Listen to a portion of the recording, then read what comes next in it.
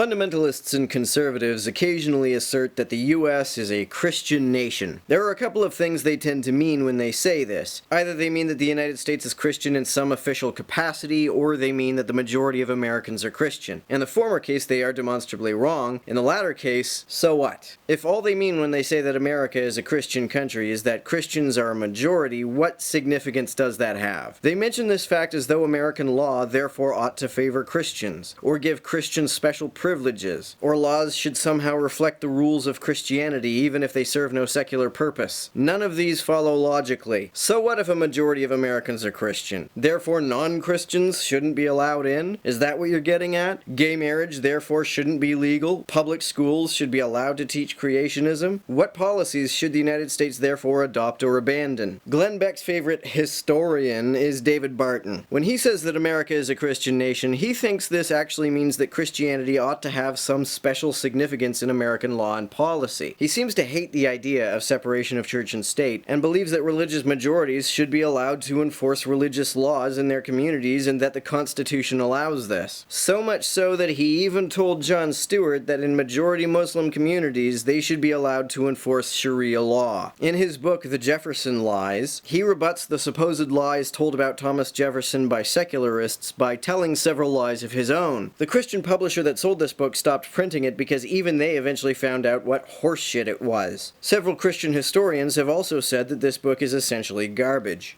David lost his contract with his book. And I am going to point out this publisher, Thomas Nelson. They should be embarrassed.